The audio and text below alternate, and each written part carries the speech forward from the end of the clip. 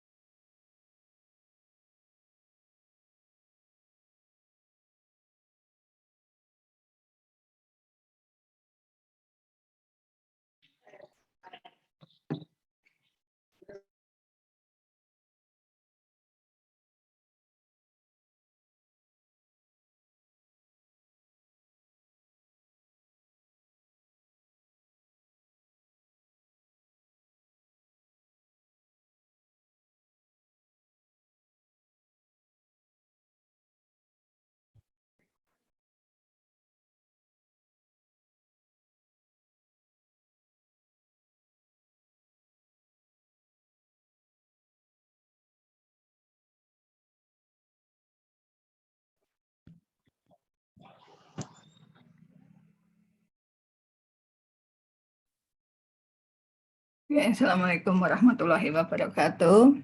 Kita mulai untuk pemeriksa perkuliahan malam ini. Mohon maaf, tadi ditunda. Jadi kita akan masuk ke sesi pemeriksaan D-dimer. Pemeriksaan D-dimer itu merupakan salah satu pemeriksaan yang berfungsi untuk mengetahui fungsi dari fibrinolisis. Kita tahu bahwa akhir dari sebuah kegiatan atau proses dari hemostasis itu adalah degradasi dari fibrinolisis. Jadi ketika kita terluka, masih ingat ya videonya dulu, ada injury, kemudian ada faktor-faktor koagulasi yang berperan dan sebagainya, sampai dengan fungsi-fungsi trombosit yang ikut berperan, kemudian akhirnya membentuk sumbat trombosit. Terakhirnya nanti adalah faktor fibrinolisis berperan, dan terakhirnya proses itu diakhiri dengan fibrinolisisnya harusnya terhenti, tidak berlebihan. Jika dia berlebihan, maka akan membentuk sebuah jaringan parut. Jika itu ada di permukaan kulit, itu maka jadi jaringan parut. Tetapi jika itu terjadi di dalam saluran darah ataupun di organ-organ, itu akan menimbulkan sebuah semacam emboli. Sehingga kalau dia sampai terlepas menjadi embolus dan terakhirnya dia akan bisa menyumbat ke berbagai saluran. Jika dia mengenai salurannya adalah saluran jantung, dia bisa menjadi PJK atau terjadi infark atau serangan jantung. Jika dia mengenai persarafan, dia bisa menjadi stroke. Nah, itu betapa sebuah proses itu sangat penting untuk selalu posisinya adalah normal, fungsinya semuanya harus dalam kondisi yang sesuai dengan fisiologisnya. Karena itu ada beberapa pemeriksaan-pemeriksaan yang menjadi sebaiknya adalah menjadi petanda dini supaya kita atau pasien kita itu tidak masuk dalam posisi yang sudah harus dilakukan intervensi. Intervensi itu baik melalui obat maupun melalui tindakan.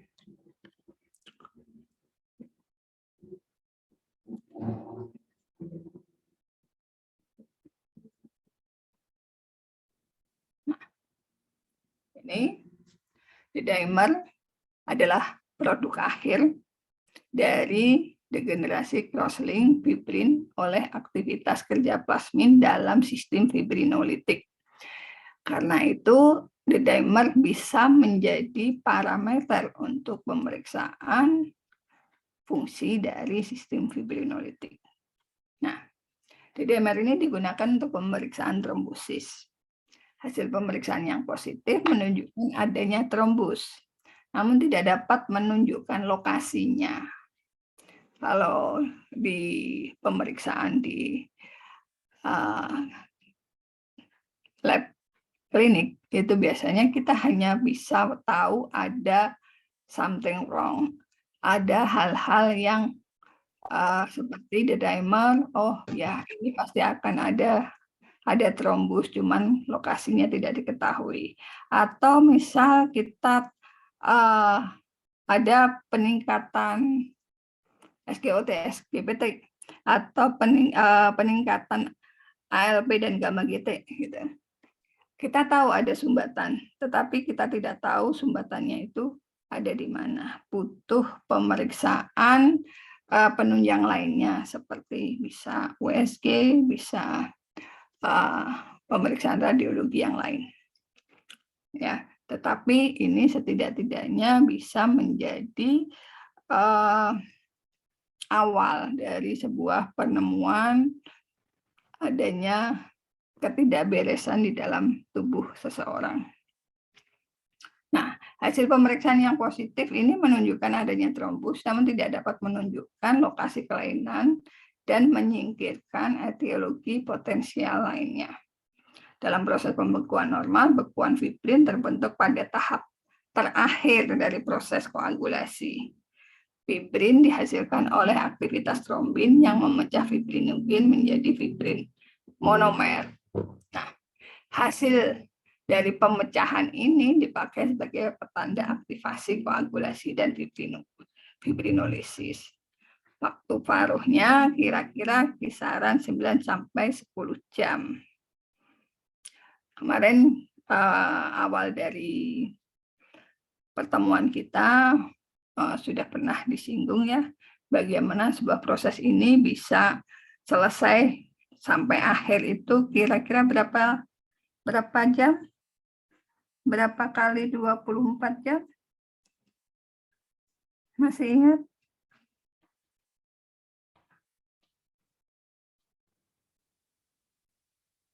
Halo? Ada yang ingat? Berapa waktu yang dibutuhkan? Berapa?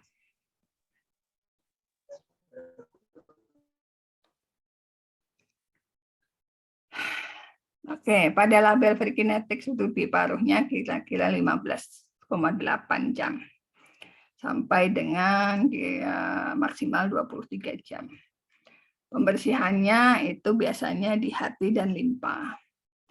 Di dimer juga bisa didegradasi oleh leukosit. Nah, ini adalah proses dari sebuah hemostasis ya. Ketika terjadi aktivasi, kemudian terjadi terjadi trombin yang berubah menjadi faktor trombin ini nanti akan merubah fibrinogen menjadi fibrin. Kemudian fibrin ini juga nanti akan berubah menjadi fibrin clot. Fibrin clot ini harusnya di akhir itu harusnya dipecah, mengalami degradasi. Gitu. Nah, yang diperiksa di dimer itu adalah kemampuan dalam memecah, karena clot ini tidak boleh tidak terpecah gitu. Karena kalau tidak terpecah dia nanti akan berbahaya karena akan menjadi trombus. Trombus nanti kalau membesar dia menjadi embolus. Embolus menjadi bisa membuat penyumbatan kemana-mana sesuai dengan aliran yang membawa trombus tersebut. Nah, ini adalah indikasi pemeriksaan kadar di dimer.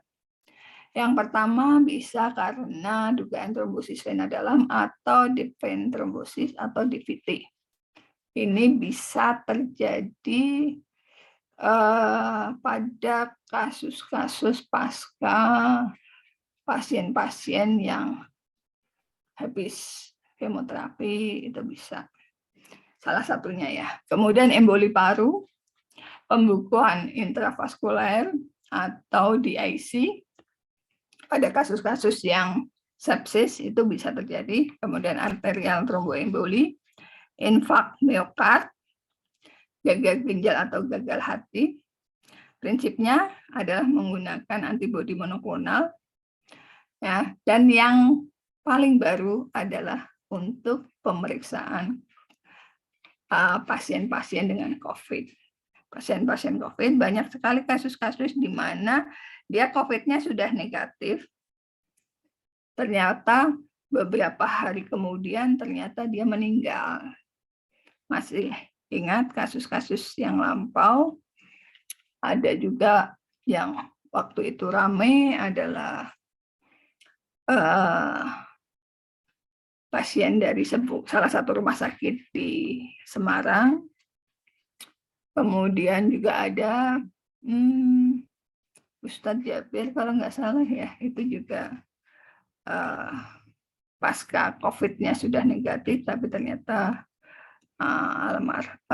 beliau meninggal juga. Ada kemungkinan karena efek dari komplikasi dari kejadian COVID yang membuat faktor koagulasi kita berubah, itu yang menyebabkan banyak kematian pasca COVID yang sebetulnya untuk COVID-nya sendiri sudah selesai, sudah negatif. Karena itu meskipun dia sudah negatif, jika ternyata gejala kliniknya dia agak parah, sebaiknya tetap dipantau urusan di dimernya. Jangan sampai ternyata D-dimernya masih tinggi, pasien merasa sudah sembuh, kemudian dia aktivitasnya juga seperti biasa tanpa mengetahui adanya ancaman trombus. Gitu. Bahan pemeriksaan D-dimer adalah sampel darah vena, dimasukkan dalam kontainer, kapasitas 2,7 mili yang mengandung sodium sitras. Ya, dikirim tanpa perlakuan khusus. Sampel disentrifuge agar kita dapat supernatan-nya, dilakukan pemeriksaan.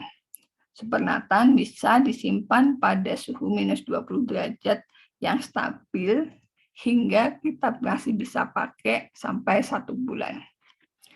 Interpretasinya adalah hasil pemeriksaan kadar D-dimer secara kuantitatif, dinyatukan dalam mikrogram per liter.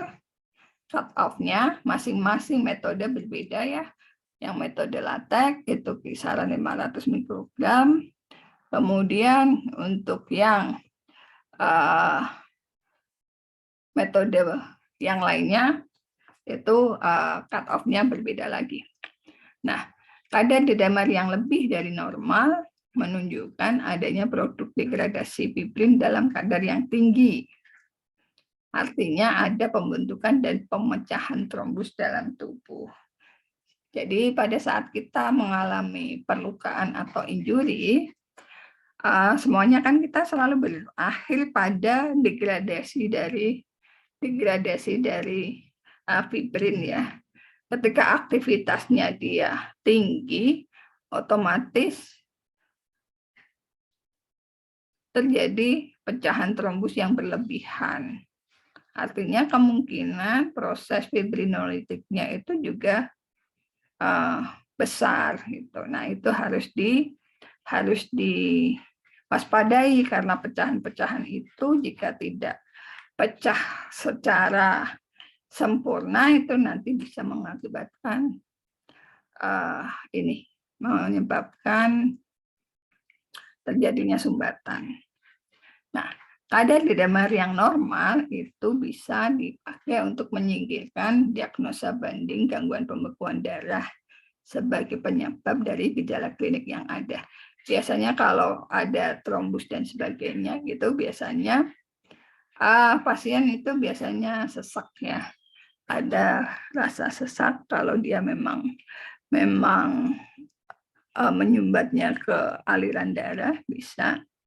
Nah, biasanya kita akan cari ini kenapa? Salah satunya D-dimer. Kalau D-dimernya normal, oh berarti ini penyebabnya bukan karena itu. Nah, pemeriksaan D-dimer itu bisa memakai agglutinator latex, kemudian bisa ELISA, alfa, ataupun turbidimetri. Sensitivitasnya kisaran 0,25 mg per liter sampai 0,5. CV-nya bervariasi.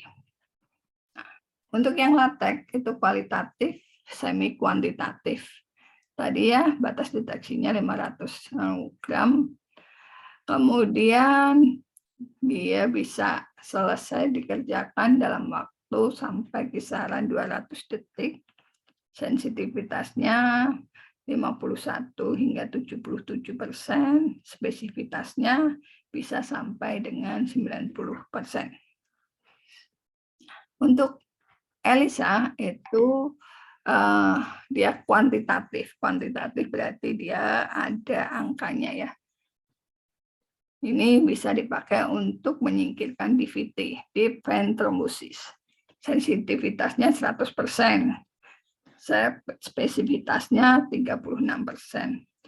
Cuman pemeriksaannya cukup lama. Bisa 2 jam atau bahkan bisa lebih. Nah, metode berikutnya adalah automated turbidimetry. Dia basicnya adalah text based, bisa dilakukan pada alat reguler untuk koagulometer. Sensitivitasnya mendekati ELISA, tetapi TAT-nya dia lebih rendah daripada ELISA. Jadi dia lebih cepatan. Nah, perbedaan hasil dari berbagai D-dimer assay ini spesifitasnya berbeda karena epitope yang dipakai itu yang dipakai untuk membuat antibodi monoklonalnya itu berbeda-beda. Kemudian bahan pemeriksaannya merupakan campuran fragmen. Jadi ada fragmen dengan berat molekul yang tinggi, ada juga yang rendah. Nah, kelemahannya adalah belum ada standar internasionalnya atau kalibratornya. Jadi pembedaannya dengan satuan fibrinogen equivalent unit, membandingkannya harus berdasarkan pemeriksaan kliniknya, tidak boleh hanya berdasarkan hasil pemeriksaan lab saja, tetapi harus juga berdasarkan kondisi klinisnya. Ya. Nah,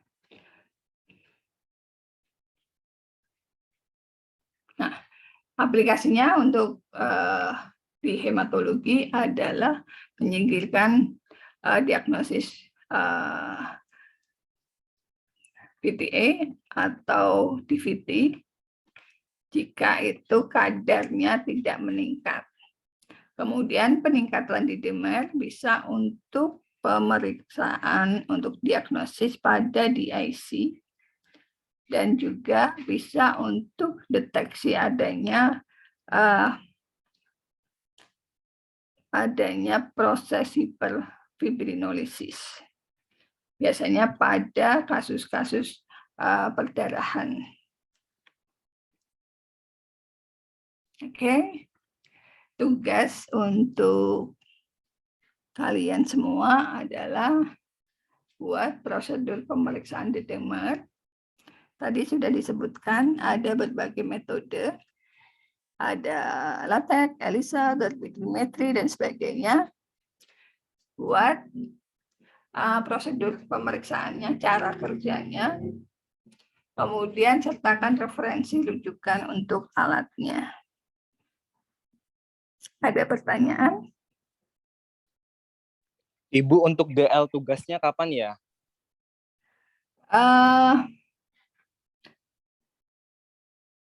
Senin bisa.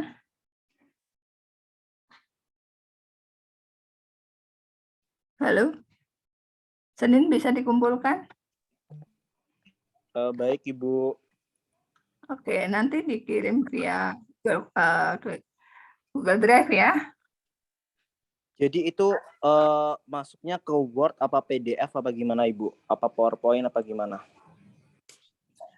Boleh untuk pakainya adalah Word, tetapi nanti untuk bisa ditambahin dengan gambar-gambar ya.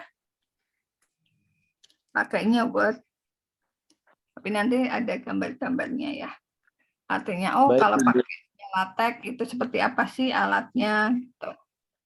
Supaya kalian nanti juga hafal untuk pemeriksaan dan metode serta untuk alatnya, contoh-contoh alatnya. Gitu. Ada pertanyaan sampai di sini? Oke, kalau tidak ada saya cukupkan. Untuk absensi nanti tolong bisa dikirim ke Ibu ya. Baik, Ibu. Oke, terima kasih. Kurang lebihnya mohon maaf. Billahi taufiq wal hidayah. Wassalamualaikum warahmatullahi wabarakatuh. Waalaikumsalam warahmatullahi Waalaikumsalam wabarakatuh. warahmatullahi Ibu. wabarakatuh.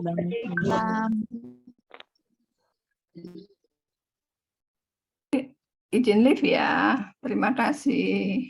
Ya, Ibu. Terima kasih. Terima kasih kembali, Bu.